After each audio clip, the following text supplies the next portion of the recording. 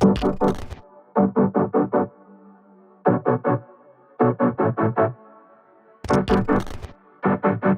enw I ydy Lucie Macleod, fi yw perchennog hair syrup.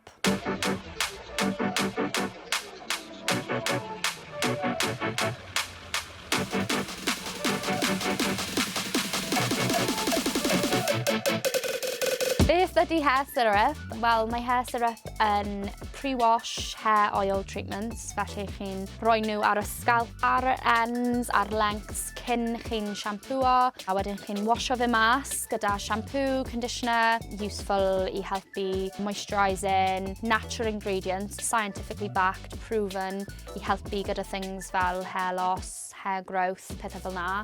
Exactly beth mae dy wallt angen. Cyn dechrau'r busnes, roedd gen I ddiddordeb mewn gofal gwallt, ond ddim ond ar lefel bersonol. Roedd fy ngwallt fy hun arfer cael ei newidio cymaint a byddwn nhw'n gwario ffortiwn wahanol gynhyrchion yn ceisio achub fy ngwallt. Dechreuwch y busnes am ddamwain. Roeddwn I wedi bod yn defnyddio'r hair syrup ar gwallt fy hun I helpu treato fe achos roedd yn very damaged. Wedyn nes I TikTok ar personal TikTok page fy hun, a yn yr TikTok o'n I jyst yn gweud ambwyty beth chi'n rhoi yn yr oil a beth mae wedi gwneud I gwallt fy hun.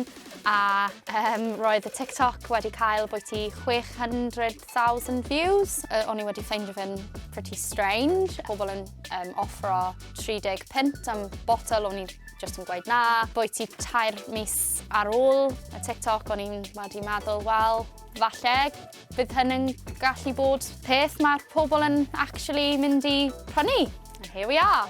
Mae rai pobl yn meddwl fod fi'n rhy ifanc I cael such a large, successful business, ond does dim manual I gweud how to run a business. Chi'n literally just dysgu a chi'n just kind of cerdded trwy a dwi wedi dysgu faint o stuff achos o'n I wedi dechrau hyn pan o'n i'n 20 years old a dwi'n meddwl fod yn dig. Dwi'n mynd I fod yn grateful fod ni wedi dechrau hyn sooner rather than later.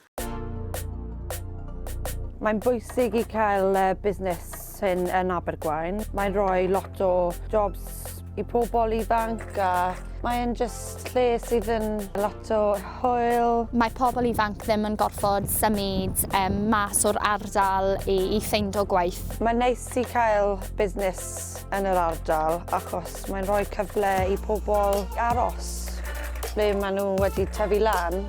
Dwi'n teimlo fel dwi wedi sacrificeio a lot a pawb yn gweud mae'n stressful running a business ond mae hyn wedi bod yn really difficult.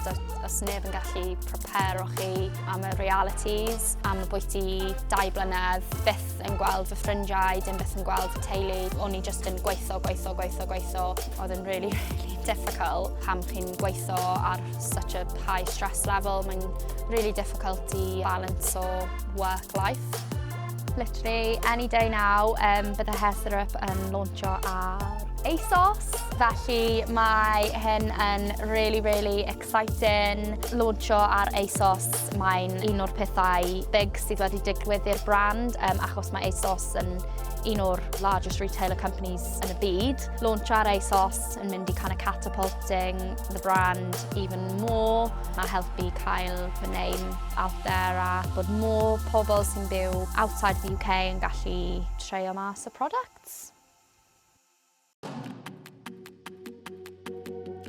Mae gyda fi llawer o hopes a dreams for hair syrup. Gobeithio cael hair syrup ar y local high streets fel Boots. In the future, bydde fe'n neis I symud mewn i'r US market, Middle East as well, Australia. Nawr mae cymaint o staff a pobl I helpu. Dwi'n just caru fy ngwaith.